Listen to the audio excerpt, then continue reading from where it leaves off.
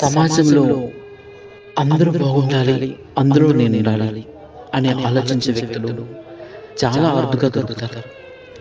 ఆ అరుదుగా దొరికిన వ్యక్తుల్లో ఒక వ్యక్తి మా గ్రామానికి చెందిన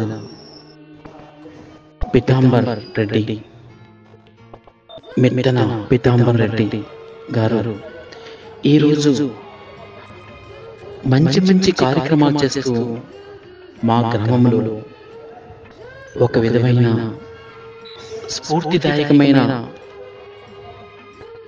విధంగా ఈరోజు నిలిచిపోయారు. అలాంటి కార్యక్రమాలు చేయడంలో ఆయన ముందుండి నేను సమాజానికి ఏదైనా చేయాలని ఇంతవరకు దేశభక్తితో, దేశ సేవతో, దేశ సైనికుడిగా ఉంటూ రిటైర్ వచ్చిన తర్వాత, ఉద్యోగ విరమణ తర్వాత కొన్ని మంచి కార్యక్రమాలు చేస్తూ అందరి దృష్టిని ఆకర్షించాడు, స్ఫూర్తిదాయకంగా నిలిచాడు. అలాంటి వ్యక్తి కోసం ఈరోజు కొన్ని మాటల కోసం. అసలు ఎన్ని కార్యక్రమాలు చేయడానికి కారణం ఏమై ఉంటుంది? మనిషిది అల్ప జీవితం. ఇన్ని కార్యక్రమం చేయడానికి నేను జన్మించిన గ్రామంలో నా హృదయంలో కలిగింది కాబట్టి ప్రజలకి ఎలాంటి సేవ చేయాలని ఆలోచన నా మనసులో ఉంది. దాని గురించి గ్రామానికి వచ్చేసి నేను ఇది ఒక సేవా కార్యక్రమంగా నా వంతు నేను చేశాను. విన్నారు కదా ఆయన మాటల్లో. ఆర్మీలో ఉంటూ, జేసీఓ ర్యాంకులో ఉంటూ రిటైర్ అయి ఊరికి గ్రామానికి వచ్చి ఏదో చేయాలి అనే తపనతో ఒక వంతుగా సహాయ కార్యక్రమాలు చేస్తూనే నిర్మాణం పనులు చేపట్టారు. ముందుగానే చూపించిన విధంగా కీర్తిశేషులు మెత్తన డొంబురెడ్డి, మెత్తన సాయమ్మ పేర్ల మీదుగా అక్కడ స్నాన వాకిటిలో కట్టడం జరిగింది. అలాగే ఇక్కడ ఉన్నటువంటి ఇప్పుడు మీకు కనిపిస్తున్నటువంటి మండపం, ఆ మండప నిర్మాణాన్ని విశ్రాంతి భవనంగా ఆయన నిర్మించారు. ఎందుకంటే అది విశ్రాంతికి చాలా అనువుగా ఉంటుంది.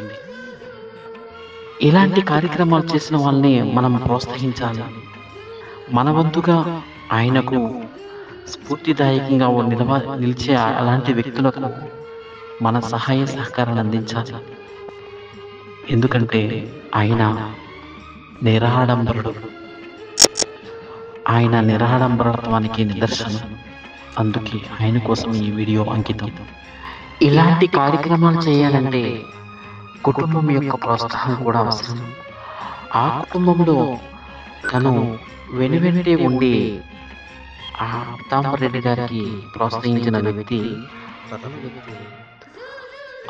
ఆయన సతీమణి మెత్తన కృష్ణవేణి గారు. నిజంగా చెప్పాలంటే హార్దికమైన వాళ్ళకి శుభాకాంక్షలు తెలియజేయాలి మా యువత తరఫున. ఎందుకంటే ఇలాంటి కార్యక్రమాలు చేయడానికి సాహసోపేతమైన నిర్ణయం ఉండాలి. ఎలా అంటారంటే ఎక్కడో తను నేను అనే ఒక స్వార్థ భావన ఉంటుంది ప్రజల్లో. అది ఏమీ లేకుండా సమాజం కోసం విశ్రాంతిగా వాడుకోవడానికి, అందరికీ సహాయం చేసే విధంగా ఒక నీడనిచ్చే చెట్టు కింద ఒక మండపం నిర్మించి అది అందరికీ అంకితం చేయడం, గ్రామానికి అంకితం చేయడం ఒక సహృదయంతో చేసిన పనిగా మేము భావిస్తాం. అలాగే 10 మంది స్నానం చేసే వాటికను తయారు చేయడం అంటే ఆషామాషిగా కాదు, ఎంతో సహృదయం ఉండాలి. మా గ్రామం తరపున, గ్రామ యువత తరపున, గ్రామ పెద్దల తరపున, గ్రామ మహిళల తరపున, గ్రామ విద్యార్థిని విద్యార్థుల తరపున ప్రత్యేక ధన్యవాదాలు తెలియజేసుకుంటున్నాము అందరం.